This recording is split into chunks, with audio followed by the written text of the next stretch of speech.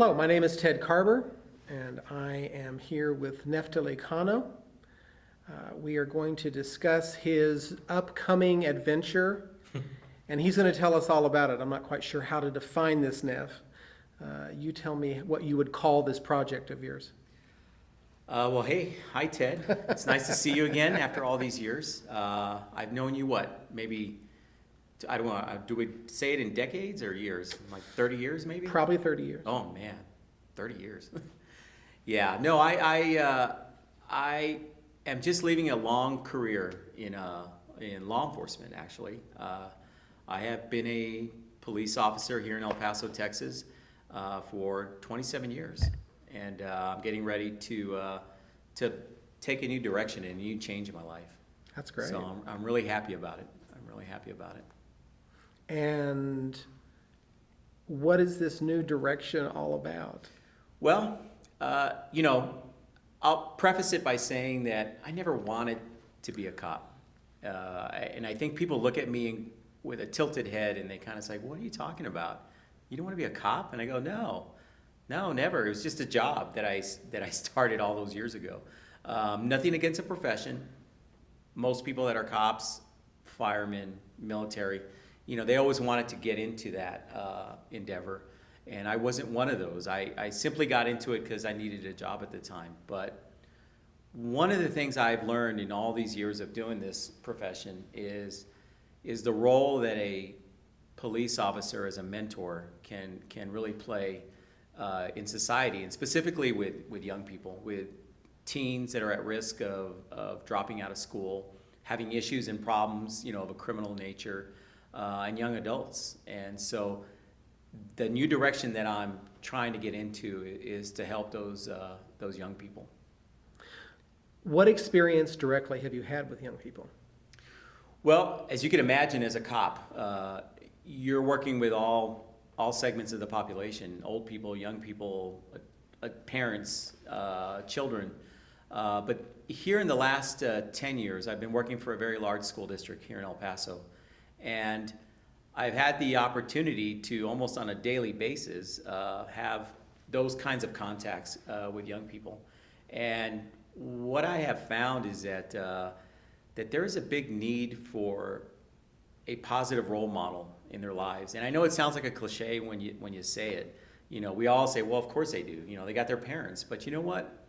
There's a lot of them that don't have that at home. We assume, coming from an older generation like we do, that mom and dad are at home and they play a positive role in our lives. When we have questions or we have doubts about directions we're going into, typically we ask our mom or dad. But in this day and age, and maybe the last 20, 30 years itself, it's not always common, to find a household with mom and dad at home. And sometimes the mom and dad that is home are so busy trying to provide for the family that they're not always there when that young person has a question or has some doubt or has some issues, with friends or at school. So I think that's what it's shown me in these last 10 years working with the school district and dealing with these people on a daily basis is that there's a big need there that as adults we assume that they're getting filled, but honestly they're not. There's a big gap there. I'm curious, what led you to this place? What led you into wanting to work with young people this way? Well, the truth of it is, as I told you, I didn't even want to be a cop. Right. And so the joke with my friends who were cops is that every few years I'd always say, you know what, I'm done with this, I'm moving on, I wanted to be a writer, and I'm getting into fiction, and I'm going to do something else. And they would just look at me like, yeah, sure, Neff, we've heard this before. We've been hearing you say this for the last 20, 25, and now 27 years. And so what led me to do that is that I started realizing that this need that needed to be filled was something that maybe I, could point people to. Not so much specifically with the young people themselves, but with those of us, police officers, teachers, counselors, administrators that come into contact daily with these young people that, you know what, we actually play an important role, and sometimes we need to be reminded of that, that our place in that young person's life when they're in need, and if they're not getting it filled at home, we actually can play a positive role in trying to give some guidance and redirect that young person into making better choices in their life. And so to answer your question, what led me to go there is that, you know what, I have all this experience under my belt. I've had all these encounters and relationships with these young people that I think are worth telling and letting those of us, like I said, that come into contact with these people know and be reminded that, you know what, you do play an important role in these young people's lives, and there's so much we can do with just, like I like to say, 10 minutes of our time, of our, hey, I want to help, I'm here to help you, what can I do? And I think that's an important story to tell, and that's what I'm hoping to do with the next part of my life. So you think, from what I'm hearing you say, is that what you're trying to present to the public is as much geared toward teachers, adults, mentors, as it is to students. Is that correct? Yes, yeah. I mean, I can talk to the young people themselves directly, but I can only help so many, right? So my goal is to get out into the community, into the school districts and the organizations that deal with these young people. And in fact, any young person, just because you have someone who's labeled at risk doesn't mean that all of them cannot benefit from some kind of guidance or advice or mentoring, you know, from those of us that come into contact to them. So my goal is to get out to the schools and to those organizations and work with those teachers that maybe have been doing it 10 years, 15 years, and understandably, and this is not a judgment, have gotten to a point in their career or their lives, their daily lives at work, where they don't think they're making a difference. And my goal is to remind them that indeed they are making a difference, that, like I said, those 10, 15 minutes in your office, one-on-one with that student who's there because they got caught with drugs, or they got into a fight, or they broke something, or they didn't listen to the teacher and took their earbuds out, that was a good moment or an opportunity to just, hey, sit down, have a one-to-one discussion with that young person and find out, you know, why are they doing what they're doing? What's going on in their lives? And instead of chastising them and what I call wag the finger, like, well, you did this and you did that and you're going to face these consequences, you know, that's important, sure, we all have to be accountable. But in that moment, what I'm telling those of us that work with these kids is to take a step back and ask them why. You know, why did you not listen to the teacher and take your earbuds out? I mean, what did you have to lose there? Or why did you bring your drugs, you know, to school? Why are you selling these pills? And get those answers for them. And you'd be surprised, just listening, taking those few minutes to listen before you start, you know, like I say, chastising them and judging them. Just take a moment to listen to their daily situation and find out, you know, what can I do to make you make a different choice or make other choices in your life? And I think that's important. And so, again, that's my goal, is to get out to those groups of teachers and counselors and work with them on that, you know. Have you had any practical experience doing this previously? Working directly with teachers and, you know, I have. giving workshops or anything like that? I never presume to tell anyone how to do their job, and I never would do that. And so I would always preface talking to a teacher or a counselor that approached me about an issue with a student that had gotten caught and was into some trouble, either both in the school system and or criminally with law enforcement. And I let them know, you know, they would be frustrated. It was easy to see in their faces, the teacher, counselor, or administrator, that they were frustrated because they had typically a student who's at risk is somebody who's in their office constantly, all the time. And so I would ask them, well, what's going on? I mean, I'd ask the questions that sometimes people don't ask, is like, well, why is it do you think they're doing what they're doing, or what's been going on, or what have you tried with them? And to many teachers' defense, they have worked hard, and they've just gotten to a point where they've gotten frustrated and there's no helping them. And indeed, I do say, not every young person we're going to be able to help. I mean, that's just a sad reality in life. Can't help everyone, but what we can do is offer to help everyone. And I think by doing that, letting that person know, or in this case, a teacher know that, you know what, let me try to talk to this person and let me see what's getting at them. And the advantage I have as a police officer is, and you would think it wasn't an advantage, because when they're brought into my office, they would look at me and already in their heads, the young person's head, oh shit, excuse me. They'd be like, you know what, I'm in trouble, I'm getting arrested, this guy's gonna put the cuffs on me, and he's just gonna wag his finger at me just like the teacher just did, earlier. And no, I don't do that. I use the opportunity of those preconceptions that young person has about me in my uniform and the badge and all that, and close that door and have that one-on-one conversation with them and start saying things to them that maybe no cop has ever said to them, and like, hey dude, what's going on? What happened? Oh, you got busted. And I try to let them know they can trust me. So, and the way I do that, there are many different ways that we all can do that. But I let them know that I've screwed up in my life many times.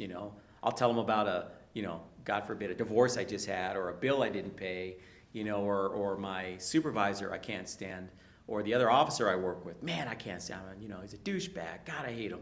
And they're not used to hearing those things out of an adult, who's in authority, right?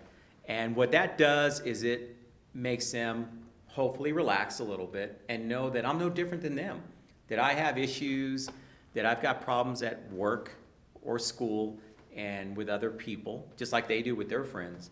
And I try to use that opportunity to let them know that they can identify with me and build that little bit of a bridge of trust, and also what I like to refer to as being authentic, just that authenticity. Is that a word? Authenticity. Yeah, well, you're the professor, so that's the word. I try to use that word, and they look at me and they understand it, because I am not going to just sit there and Right. blah blah blah. I think that's not the time. Don't get me wrong. There is a time when those things that they've done, they need to be reminded, outlined, and then of course be accountable for. But it's also a time to understand what was going on in the thinking of what they did and why they did it. You have been talking very much in theory. Yeah. Do you have any actual life experience stories you could share with us? I do. I mean, it's almost going to be a cliche, Over those 27 years, I don't know how many times I've had people come up to me, adults in this case, in their, I'm older, so I've had adults in their late 20s, in their 30s, who come up to me and say, hey, Officer Cano, do you remember me? And I look at them, and honestly, I don't. I'm like, no, why do I know you? And they look at me and they say, well, remember, you arrested me about 15 years ago or 20 years ago. And so I scratch my head, and I'm like, oh yeah, but I hate to say it. I tell them, I go, well, you guys all look the same to me. And I know that's terrible, but I'm just being honest with them. And they laugh, and I want them to laugh because I'm not making fun of them, but I'm just trying to make fun of the moment. And I go, and they'll remind me, yeah, you arrested me for this or for that, a beer run I did, or for a possession. And I'll look at them and I smile. I go, wow, how are you doing? And I ask them a genuine question. How are you doing? And fortunately, a lot of them will say, oh yeah, I got myself straight. I realized what I did was stupid and I screwed up and I had some rough years. But I want you to know I've got a job, I work here. And they start telling me about their adult life and how they've changed the course in their life. But the best part of that short little conversation is they'll look at me and they go, you know what, I wanted to thank you for giving me a few minutes of your time and just trying to treat me right and tell me that I was screwing up, but you did it in a nice way. You weren't like, and not to pick on all cops, because we're not all like that. Not most cops would just yell at me and, whatever, and just throw me in the jail, but you took the time to actually ask me, why did I do what I did? And, there's other things you can do in your life and not feel like, I can't make a change in my life. And so that has always felt good, and that's happened more than once. And it makes me smile. I feel good about it, and I'm hoping that, and I know that a lot of teachers have that positive effect, or counselors. When you meet with that young person, we may think that 10 minutes didn't do anything, but you'd be surprised. The fact that this authority figure, this adult that they had contact with, actually took the time to listen to them and set them straight, can have a lot of positive effects that last over that person's lifetime. And I think that's a great thing. Good. So what practically do you bring to the table to help adults, mentors, teachers Yeah. to accomplish this task? Well, just I bring my experience, and of course, all of us have unique experiences, Right. so we can't all say we have the same, experiences or are going to have the same results. But I think my purpose or what I want to do is just serve as that reminder to the importance that these people, the teachers and the counselors, play in a young person's life. That there was a study done at Harvard Medical School, and it dealt with the effects that a positive adult role model could play in a young person's life. And that while we may all say it in a very wishful manner, in fact, the study proved out that in more times than not, and I wish I had the numbers here, I don't, but that time and that positive interaction between the adult and a young person in need was successful more times than not, was very productive in trying to get somebody straightened out and help them, see a new direction in their life. And so what I do with the teachers is just like with the young people, I'll hear their stories. We all have stories, and I'll hear about their frustrations and their problems. And I will do my best to tell them I've had those same frustrations, I've had those same problems, and that you can still make a difference in that young person's life by just, offering that you are like them. Maybe to the degree you're comfortable, you'll share with them that you're like them and that you've screwed up here, here, here. And it helps to be specific, and tell them that, hey, you know what? I didn't pay this bill, and they came looking for me, and then my boss got mad because they kept calling, or, yeah, I'm having problems with my girlfriend or my wife or my husband, And they'll look at you, and you'll be like, man, they're really sharing that with me. Now, not everybody's comfortable doing that, and I can understand that, but I think if you do something like that, you share a little bit of your real life behind closed doors or, when you go home, goes a long way in building that bridge. And once you can establish a bridge of trust and identity with that young person and they with you, then guess what? They may start listening to some of the advice you've got to offer. Because that's kind of what we do with our parents. But like I said at the beginning, unfortunately, not every young person has parents at home to talk to. And this may sound terrible, but I tell them, I said, a lot of your parents don't even love you. And they look at me like, Officer Cano, why are you telling me that? I go, I'm not picking on you. I said, I know what I'm trying to tell them is that home life can be very difficult. I don't pretend to know what they go home to. But I'm sure if there's some difficulties there, I'm hopefully one adult person that can help them set their course, or if they have questions or doubts, they can come to me and I'll give them those 10 minutes of my time today and tomorrow and next week to help straighten them out. So when I work with the teachers and the counselors, I think it helps to hear that indeed that to reaffirm that they are making a difference, and to want to feel that they do want to make a difference. Okay. Do you have a real life example that you can share with us, Neff? Oh man, I have a lot of them actually. I had this one young man that I believe he was selling prescription pills that he'd get from his parents and his grandparents. We live in a day and age when a lot of older folks have painkillers, other kinds of pills that they need for their life, for their pain management. And unfortunately, young people will come in and take advantage of that and grab those medications that are there, so they don't think they're doing anything wrong because they're at their relative's house or parent's house, and then sell them to the kids at the school. And of course, unfortunately, kids will pay $5, $10 a pill, for something they have no idea what it's going to do to them, but they don't care. Unfortunately, they want to experiment, they want to get into things.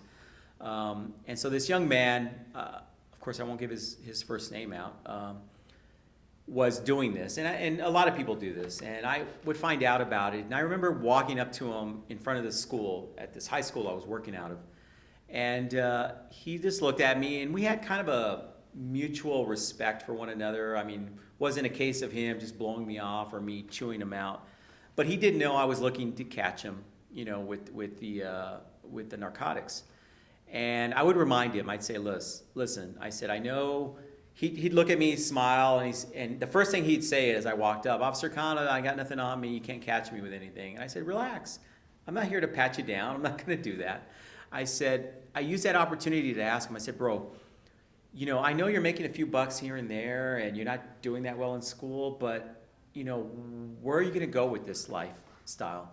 And he looked at me kind of funny, because I wasn't trying to trick him, I wasn't trying to get him to reveal anything, because I think that's what he thought. And so I used that opportunity to ask him, what's your big goals in life? I mean, the drug thing is good. I mean, I was talking to him like that. I said, you're making a few bucks, you got money in your pocket, I saw you got new rims on your car, and I'm sure that came from your drug sales. I said, that's cool. And he would just snicker and laugh. I said, but where's that gonna go? I mean, how are you gonna get your house? I mean, you wanna buy a house, get a nice apartment? You've gotta make monthly payments. I mean, you can only sell so many drugs. And it's just a matter of time before you either get caught by the police, or worse, you get caught and cornered by another competitor. And unfortunately, in the line of work you're going into, the competitor is not going to tell you to move on. They may do something bad. They may take a shot at you, literally, and or beat you up. And there's some bad things that could happen, and you're constantly having to live your life looking over your shoulder. And not just for the cop like me, because all we're going to do is arrest you, and you may do a couple years in jail and then be out, and you may think you're okay with that, but that's another story. But you may have to look out for that one stranger in that car that's following you to to get rid of you. And that's not a good life to have. And he looked at me and he thought about it for a minute and didn't want to admit that there was some truth to that. And he just said, nah, I'm too smart for that. I said, well, we're all smart until the day we're not. I said, life is funny. It's just like I have to be lucky one day to catch you. And I used him as the example. And then you're busted. I said, you've got to be lucky every day that I or some other guy dressed like me, another cop, doesn't catch you. And now on top of it, you got to worry about the competition or somebody that you're selling to who's so desperate, they ain't got the money for it, and then they end up robbing you or taking it from you by force. I said, that's not a good place to be. So we had this conversation, and I've had it with other young people before, but unfortunately in this case with this young man, he got caught, was brought to my office, so he got caught in the school, and still had his little snicker on his mouth. And I said, look, bro, I said, you need to relax. I said, well, this ain't no big deal. Prior to that, he was 17 at the time. And so he had been caught before, but with a minor, and in Texas, anybody under 17 is considered a juvenile. It's usually what they call a status offense or a paper offense. So they don't really go to jail or do time.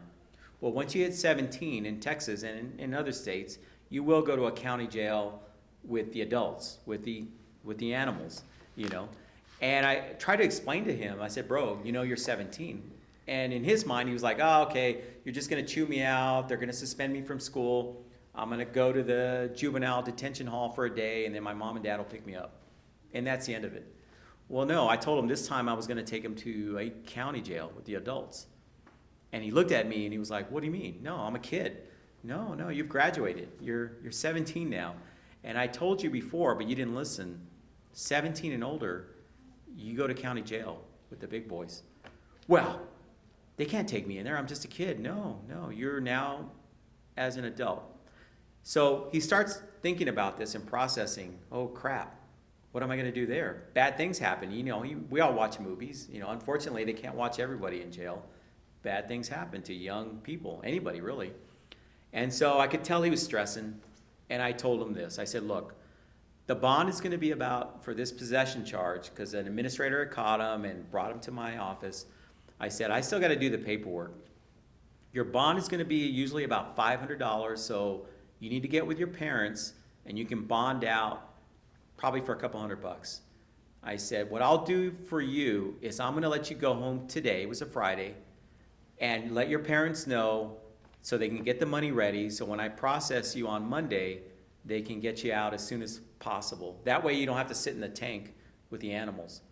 And so he heard what I was saying. Now he's listening to me, right? It's funny how certain things in life you try to talk to somebody about, and unless it interests them or affects them, they're like, yeah, whatever. Oh, what? You know, because he did not want to sit, and I don't blame him, in a jail with a bunch of adults. And so I told him, go home, let your parents know what's coming. On Monday, I'll process you, and then they can bond you out so you don't spend maybe an hour or two in the jail. And so he thanked me for that. I let him go, and I had to get his paperwork done. And so come Monday morning, I was waiting for him to come back to my office, and one of the administrators came to my office and sadly told me that he had died. And I said, what are you talking about? I just talked to him on Friday, and I honestly didn't know what he was telling me. He says, Officer Cano, this young man, I won't give his name, had apparently gone home and his parents kicked him out of the house because apparently he had told them what he was about to face on Monday, and he left the house, because they obviously got into an argument. And when he was out on the streets, he had tried to figure out, what he could do to fix his problem. He didn't want to face me on Monday, I guess, or his situation. And while he was crossing a street at 2 a.m, he ended up getting run over by an intoxicated person. And the city police had handled it and had advised the administrator that morning. And then when I found out, man, I tell you, I really felt bad because for a moment there, I was like, is this my fault? I mean, I should have taken him on Friday. Maybe I could have done something differently. But no, what I did, I was trying to prepare him for his consequences and do what I could to make him feel better. No one had a way of figuring out that weekend his parents would kick him out and that he'd end up getting run over on the street, and then unfortunately passing away. That's not anything anyone could have foreseen. But it did strike home with me that, man, I felt bad for obvious reasons. But I did, understand that in his life, there's so many other people like him that we could try to help. And if you were to ask me, would I do it the same way over again? Yeah, I think I would. Because my intent then and my intent now and in the future is to let them know we understand where they're coming from, and that especially home life is not always going to be what it is, but that we can try to work with them to help them out. So that's, it's a little dramatic, I know, but that's one story I have of unfortunately, other stories. That's good. That's very good.